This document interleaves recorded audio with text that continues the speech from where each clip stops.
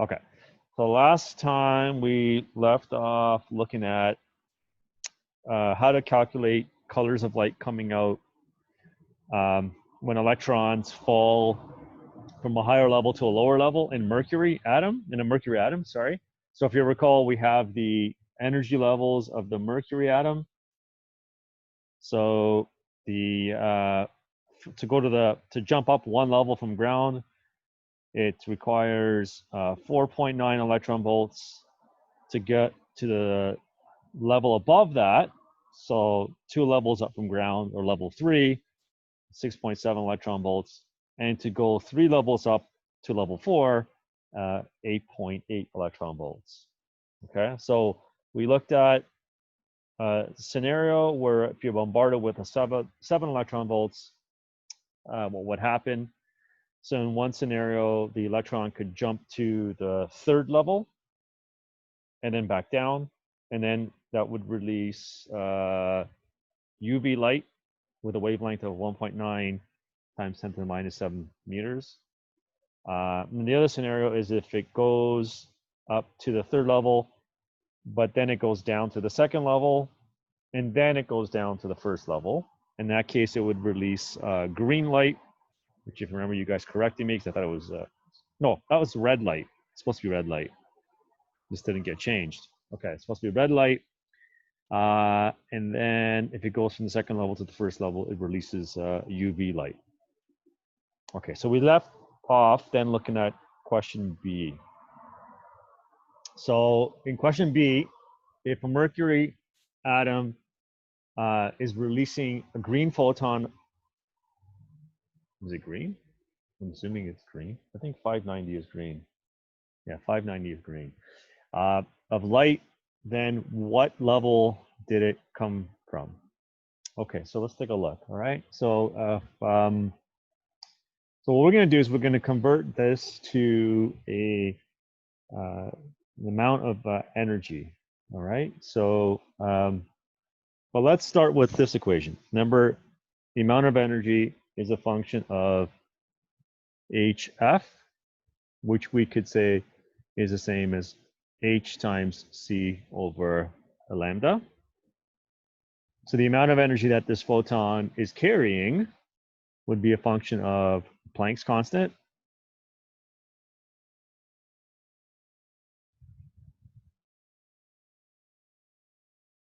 times speed of light.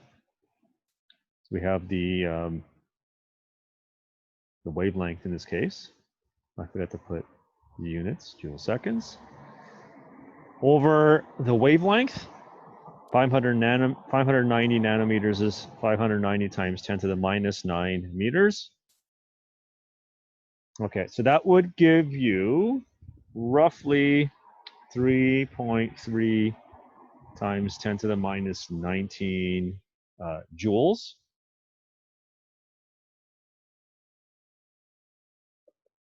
Oops, what happened here?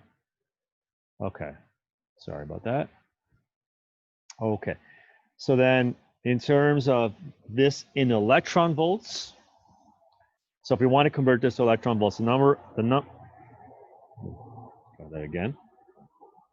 number of electron volts would simply be the amount of energy, just 3.3 times 10 to the minus 19 joules, over the value for 1 electron volt, which is 1.6 times 10 to the minus 19 joules per electron volt. So that would give you approximately 2.1 electron volts. So if we, touchpad's not working. Okay, there we go. So if we look at the mercury atom, 2.1 electron volts would be the jump from the 3rd level to the 2nd level. If I did that calculation correctly. Is that right? No. Yeah, that's right. Yeah, from the 3rd level to the 2nd level. So the 3rd excited level. So that will be level 4 to level 3. Let me explain that, okay? Remember, this is the 3rd level above ground, so that will be level 4 to level 3. relative to ground, right? So if you look at here, the difference between this and this is 2.1 electron volts. So that would be from level 4. So here's level 4. This is level 3. This is level 2, and ground is level 1. So you can see that the green photon would come out of an electron that is falling from level 4 to level 3. Can you see that green photon? It's kind of light, but anyways. Okay, any questions about B?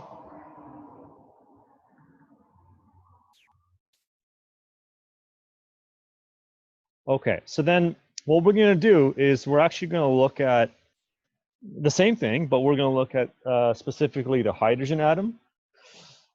So the what I'm going to show you actually only works for the hydrogen atom. Doesn't work for other atoms. So the mathematical equation that we're going to use to solve, colors of light that need to be absorbed or emitted for hydrogen atom does not work. The same formula doesn't work for other atoms. All right, just keep that in mind. So the idea is that when Bohr was studying the hydrogen atom, I don't know if you guys did this in maybe, I think we might have talked about it last year. Remember when Bohr was studying the hydrogen atom, or just elements in general, he noticed something peculiar. Specifically, when he looked at the hydrogen atom, he noticed that there were very specific colors of light that were being emitted or absorbed, right? It wasn't a continuous pattern. Now, this actually comes up in the Fabric of the Cosmos video. And I believe that is in there. We talk about why is it that you don't get a smear of color when an atom is heated or materials are heated. Why don't you just get all the colors? Why do you get like very, very specific colors? Did any of you guys watch that part in the video? Sorry, did any of you ladies watch that part in the video? Oh, okay, that's something here. All right, Maya, you want to explain that? What the resolution was to that conundrum or that observation? Yeah, so they basically said that it was because only certain jumps were possible for each atom. So it's not just because it's quantized, it's not just they can go to any level, they can only go to specific levels. And each atom has one particular spectrum for itself. That's why we can use it to like we can use the emission spectrum to identify an atom. Perfect. Very good. Thank you. Now that's like, again, we talked about this last time in terms of the idea of that. It's really weird because that would almost be like, imagine you're on the first floor, you're on the ground, and you want to get to the second floor. Well, you have to go up a flight of stairs, right? So if you were to graph like where you are position versus time, it would just be a continuous increase until you get to the second level, right? But this is not how electrons work. They're either at level 1 or they're at level 2, and they're nothing in between. And that's a very, very, very bizarre observation. But this is exactly how it works. And if you remember in the video, Walter Lewin, who's one of my favorite, he's I think he's like in his 80s now. But anyways, he's a character. He said, I think he says something like, "Don't ask why. It's an illegal question," or something like that. It's just the way it is. I can't remember exactly. I'm paraphrasing here, but it's just like, it's weird. Just accept it. All right, just accept it. We can do the same thing in terms of looking at emission and absorption spectrum with the hydrogen atom. There is an equation that we could use to make predictions about certain photons that would be absorbed or emitted. The equation is here. It follows this pattern. But again, don't use this for other atoms. This only works for the hydrogen atom, okay? So it goes like this. We can predict the amount of energy or the change in energy as a function of negative 13.6 electron volts over n squared, where n stands for the energy level. Okay, so the ground will be energy level 1. The level above that, level 2, will be n equals 2.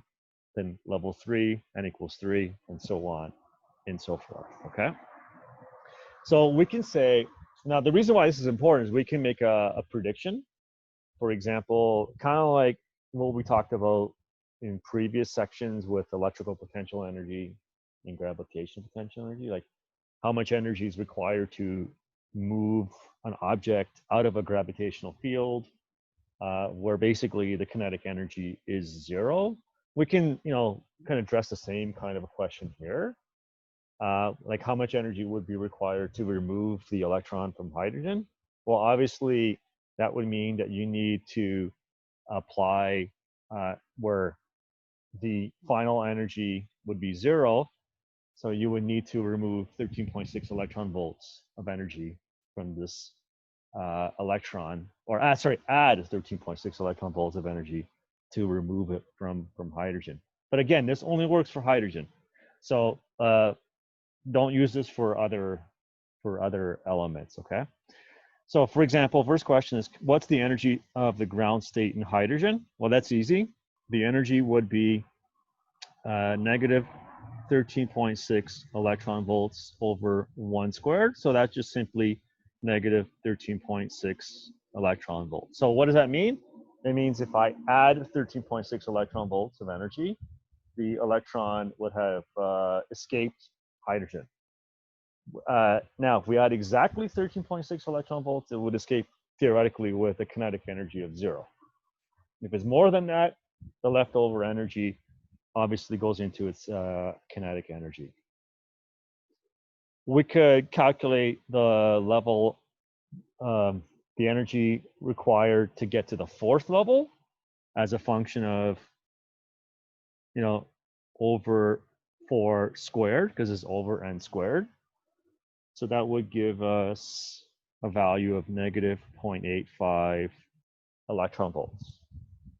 Now, let me show you what that means. That means if we apply roughly 12.7 electron volts of energy, then we can move it from the ground state to level 4 if we apply 12.7 electron volts, right? Because if we add negative 13.6 plus 12.7 electron volts, actually 12.75, then that will give us negative 0.85 electron volts, and the electron would be in level 4, which means when it falls back to level 1, it should release the exact same amount of energy, which is actually what question C is asking. How much energy is being released as it falls from level 4 to level 1. So we know from grade 11, any delta E calculation is EF minus EI. So the final energy would be, well, in ground, we know in level 1, it has negative 13 point, what did we say it was? Negative 13.6 electron volts minus the initial. So we're going from level 4 to level 1. So the initial would be negative 0.85 electron volts. So that would mean it is going to release or give off, sorry, that's not going to be a positive value, it's going to be a negative value, negative 12.75 electron volts, right? Remember the negative sign because it's going in the direction that it wants to go. So in terms of the color of light that gives off, well, first we're going to convert this into joules. So remember, it's 12.75 electron volts times 1.6 times 10 to the minus 19 joules per electron volt. And that would give us roughly about 2 times 10 to the minus 18 joules of energy. And I ran out of room. What else is new? Let me just squeeze it in over here. So what color of light would this be? So we know that, Planck's equation, or the Planck-Einstein relation, says E equals hf. So F is E over H. So that is 2 times 10 to the minus 18 joules over Planck's constant.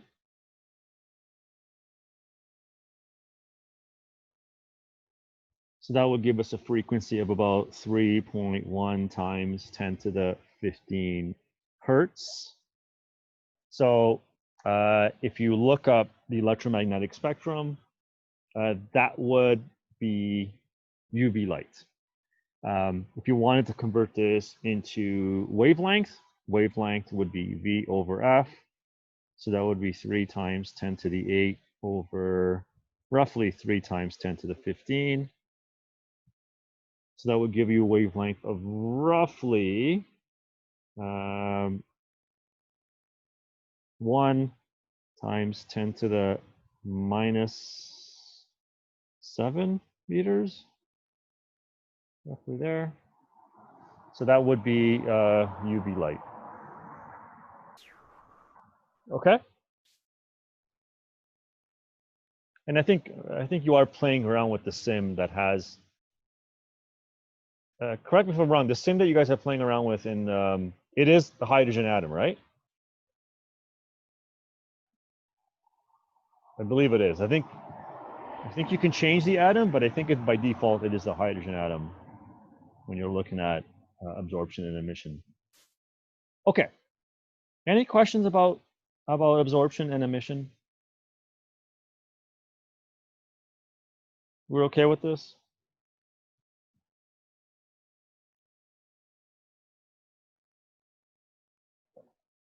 How are you guys doing with your CPT?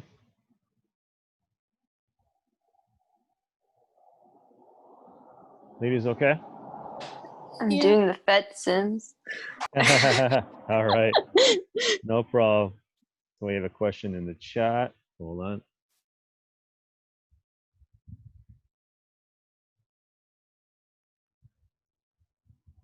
Okay, you guys are okay. All right, good. All right, so then let's switch gears. And this document, I don't think I put this up in your ED2L, so I got to put this up. It is in Schoology, so what we're going to look at now is kind of more like looking at some of the concepts. So we've been looking at some of the calculations recently in quantum mechanics. Obviously some really basic stuff, right? This is just high school.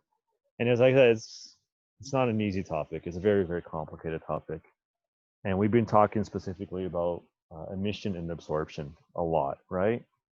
So let's go back to, well, what is quantum mechanics? So you should know by now that it's obviously we're dealing with very small objects. It's a way to describe subatomic particles, things at the level or the size of an atom, right? Describing things like how they interact with other particles, how they move, how to calculate associated energy and stuff like that, right? We talked about light, and we know at the quantum level things are weird. We can think of things as both being a particle and a wave. So there's a video clip here that you can take a look at. It was made by, if I remember correctly, Ted Ed. It's very good. Talks about obviously the nature of light and how it's both a particle and a wave. So you can't say it's one or the other.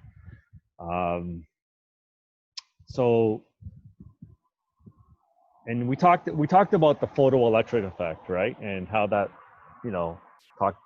proved that light isn't just a wave, because the intensity of the light, which is a function of its amplitude or energy of a wave, had no effect on the electrons getting ejected from the piece of metal in terms of their kinetic energy, right? In fact, the relationship, if you remember, the kinetic energy electron was a function of not the intensity of the light, but the frequency of the light, which suggests that the energy for light is a function of its frequency and not its intensity, which is not what we expect from waves.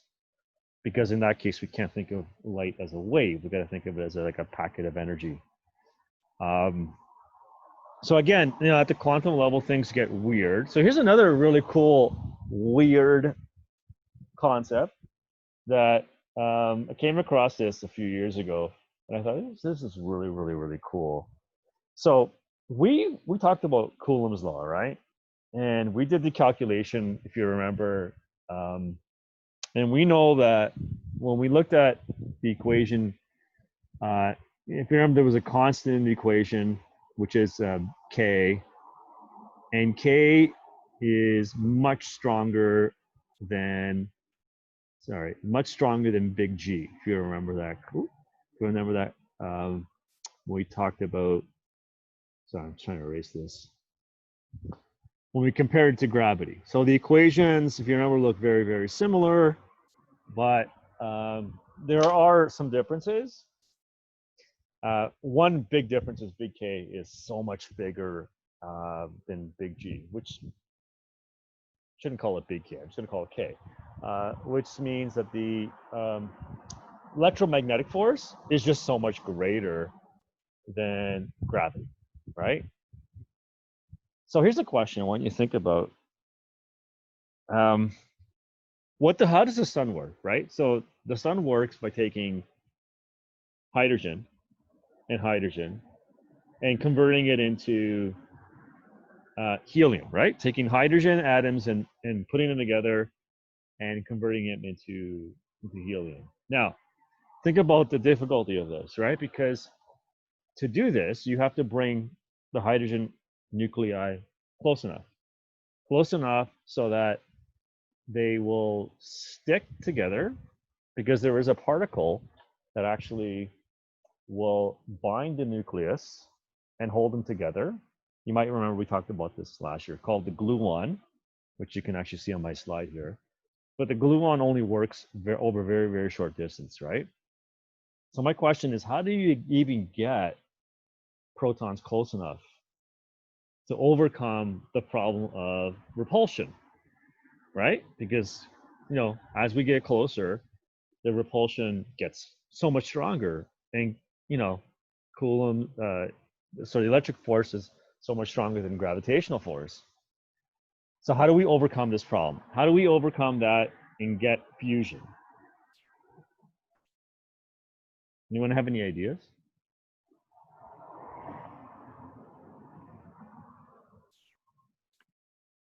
I have an idea. Go ahead. Because I previously thought that it was because of the temperature of the sun, but then apparently the temperature that is required for fusion is even more than the temperature of the sun, which is very hot. It's not even close. Yeah. Yeah. So apparently what happens is quantum tunneling. So it pops. So basically appears suddenly, like the atoms appear suddenly in front of each other, so close that they can react. Yes. So quantum tunneling is one of those things where, so if you want, thank you so much. That was very good explanation. Quantum tunneling is another one of those very weird things that come up in quantum mechanics. And if you saw the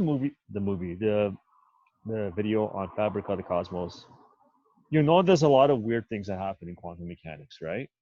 This is just, now I don't think this comes up in the video. I don't think quantum tunneling comes up. But the idea is that, I guess here's a crude analogy. Imagine that you have a particle that you need to get over the hill. Maybe it could be like a bowling ball. Well, you need to have enough energy to get it up the hill to be able to get it to the other side of the hill, right? But in quantum mechanics, there's always the probability that this particle can be anywhere and actually literally be on the other side of the hill. It could literally find itself on the other side of the hill without having to go through that big amount, that huge amount of energy required to make it go up the hill. This is called quantum tunneling. So the idea is, theoretically, if you had an infinite number or infinite amount of time, that if you were pressed up against the wall, imagine you were pressed up against the wall, that your particles could actually appear on the other side of the wall, but you would need an infinite amount of time because the chance of that happening is, okay, let me say it's not zero, but it's darn close to zero. Yeah, so quantum tunneling explains how the protons can overcome this problem. Thank you so much for answering that, Maya. Very good. Can I Okay. give a recommendation also? Yeah. Can I add something? Because last year in chemistry, we watched like many interesting documentaries, and like some of them were made by BBC, like the person Jimal Khalili, that scientist. Yeah, and that was Clash of the Titans we watched. Yes, we watched the Clash of the Titans, and then there's one related to that one called The Secret of Quantum Physics. Okay. And then it's like, let there be life and something. So in that, he explains many of these like weird quantum. It's called The Secret of, what's it called again? The Secrets of Quantum Physics. Okay, I don't remember. I don't think I've seen that one. I'm gonna have to watch that one. Yeah, he's very good. I like the way he explains things. Okay, you said The Secrets of Quantum Physics. Yes. All right, BBC. It always sounds smarter with a British accent. All right, thank you. Now, one really important, I guess, area in quantum mechanics is actually understanding particles and how they make up matter and how they explain force. All right. So the standard model is an explanation into describing the material world, but also explaining forces. So here we have, I think we may have probably come across this in the past, but this is the standard model that explains matter and force. So here we have a chart that pretty much can describe our observable universe. Now, is this complete? I don't think it is. I would imagine there's probably stuff missing, right? I mean, there's this whole thing out there called dark energy and dark matter that physicists really don't understand what it is. So I don't know. I don't think this is a complete picture, but in terms of our observable world, this is like the building block of everything, what you're seeing on this table. Specifically for us, the most important things would be here. Specifically these three. And these. So these here on the left, you'll notice this, it's got these number 3 here. So these are, we'll call fermions. Now there's 3 generations of them, but we pretty much only experience the first generation. The second generation and the third generation are things, they're particles that live very, very short lives. You might recall one of them. We talked about this one, the muon. That came up when we looked at special relativity. That was the example of the particle, if you recall, that's created up in the upper atmosphere that, if you remember, has a very short life, half-life, but we can detect them on the surface of the Earth. Actually, I think I talk a little bit about this a little bit later on, but you should recall that the reason why they hang around long enough is because of special relativity, right? But in terms of the other particles, like, we don't, I mean, you might see them on a table, but do you really experience them in regular life? Not really.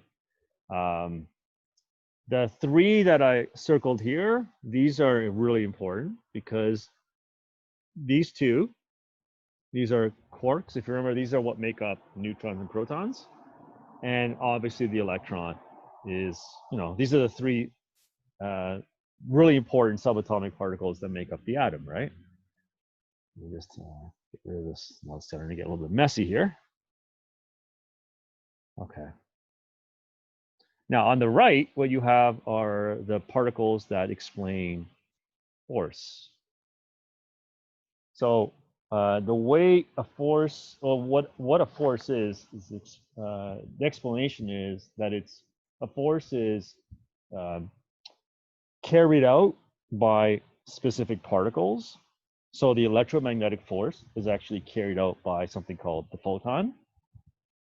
And that we talked about, right? When you're generating an electromagnetic wave, you're generating light. So the molecule, the particle responsible for that force is the photon. The particle that's responsible for holding the nuclei together, that's the gluon. That would be this one. Because if you think about the problem of the nucleus, now how do you explain the fact that the protons don't just break apart? Because they're both positively charged and they're in such a small space. So the particle, the gluon, is actually a force that explains why the nucleus doesn't break apart. These two particles, these are the ones that describe the change in, like during like radioactive decay, for example, the transformation of one particle into another, which I have an example below. Okay. And then this one was discovered, now I think it's already been 8 years. It's already been 8 years, so about half your life ago, the Higgs was discovered. And this was an interesting one because this is the particle that was hypothesized decades ago, and the Large Hadron Collider discovered it. And this is the particle that gives other particles mass. Okay.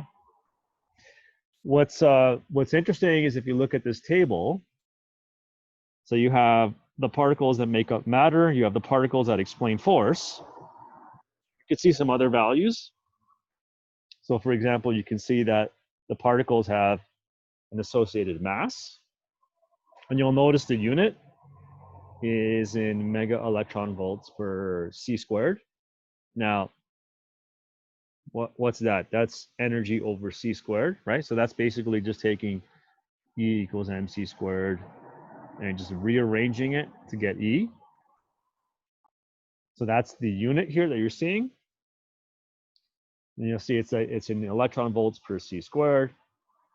You can see that generation, the fermions, generation 1, they're a lot lighter than generation 2, which is a lot lighter than generation 3.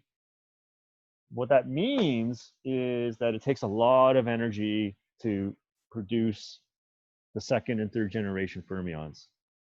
So much energy that you hardly ever experience them, or you don't experience them, but they're very rare in nature because it takes a lot of energy, and they're also very unstable. They don't live very long. You notice that you also have information about charge. So for example, if you look here, you can see that there's the charge of the particle. So we have, like, for example, up and down quarks have, the up quark has a charge of plus 2/3, and the down quark has a charge of minus 1/3. So, if you think about a proton, that would mean that you need 2 up quarks and a down quark, because that would add up to +1. Whereas a neutron would be an up and 2 downs, because that would add up to 0. You can see the charge of the electron is -1. And the neutrinos have charges of 0. Okay.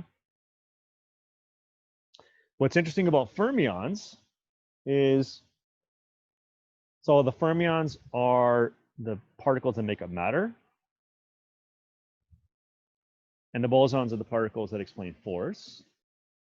What also is different about them is their spin. You'll notice that now spin is a weird concept. I've tried looking it up. It's not an actual, like, don't think of it as like a ball spinning, because that's actually not what it is. It's an analogy that's used, but spin is not that. It's way more complicated than that. So if you want to look into what spin is, you can. It's be prepared. It's not exactly an easy topic to go into. What's interesting is you'll notice that all the fermions have a spin of what's called a half spin, whereas the bosons have their whole number spins. Now, the ones that you're seeing here are 0 and 1, but I guess you can have 2 and 3, whereas all the fermions are half spins. Now, so I looked into this a little bit in terms of, what is the importance of the spin. And I do want to mention a couple of things because this comes up in chemistry. Let me just erase that. Okay, so the fermions versus the bosons. So a half spin means that if you think of this as its wave function, right? And we did waves in grade 11. A half spin looks something like this. Okay, whereas a whole number spin will look something like this. Now, the difference is that this one is anti-symmetrical, whereas this one is symmetrical. Now, what does that mean? That means if I take this wave function and I flip it, if I flip it like left to right, it looks exactly the same. There's no difference. It would look exactly the same if I flip it left to right. But if I flip this left to right, it would look like this. It looks different. You can see that. So all fermions are anti-symmetrical, whereas all bosons are symmetrical. Now, the implication for this was looking into it. It's kind of cool. The implication for that is you can't have two identical fermions in the same place.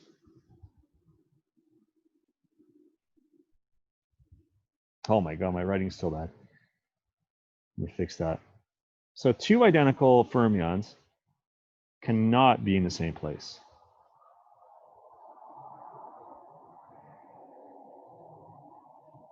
Whereas it doesn't matter for bosons. So you can have unlimited number of bosons that are identical, all overlapping.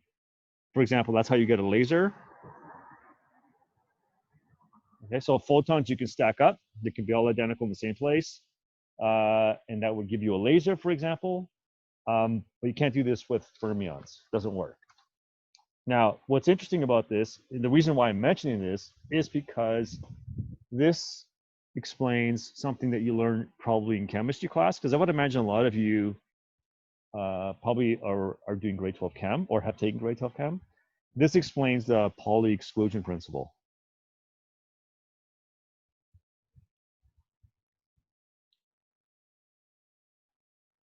Have you ladies gone over that in grade 12 chem?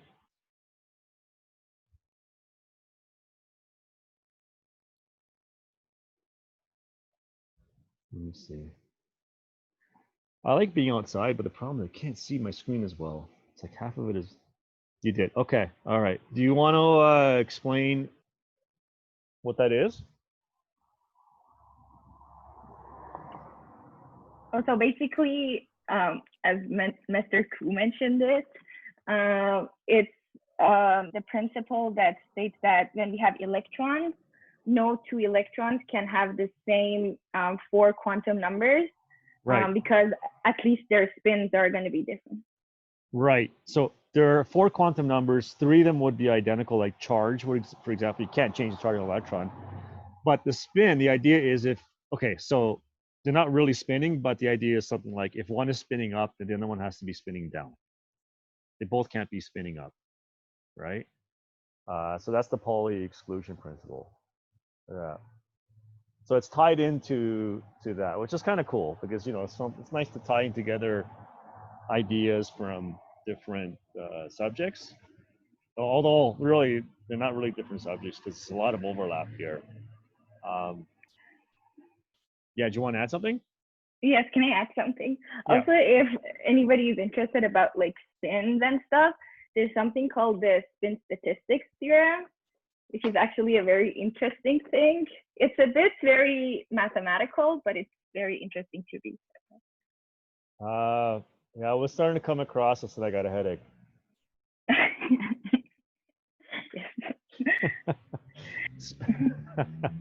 you have I a recommend that. do you have a link for that? A link? I can look for something. Okay. All right. Send that out. Yeah. Mhm. Send that Okay. out. Okay. Anyways, okay. So what's really cool is that, like, so it says here, like, there's only 3 generations of fermions. Is there a 4th? Is there more? I don't know. I mean, right now it's very hard. We don't, with our technology, we would need probably better technology to possibly look for things, because, like I said, the more massive the particles are, the more energy is required to create them. So if you look at something like the Higgs was discovered recently, and if I look at it, it's like 125 giga electron volts. So that's obviously a pretty massive particle. And you need a really, really big instrument, large hadron collider, just to make something like that, because it requires a lot of energy. Here's a nice flow chart showing you the division of matter. Again, those are your fermions, and on the right side are your bosons, the force carriers, right? So your fermions, we could divide them into things like quarks and leptons. So quarks and leptons. You can see quarks can be divided into things called mesons and baryons. So the difference between the two is a baryon is made up of 3 quarks. So like a proton and a neutron, for example, right?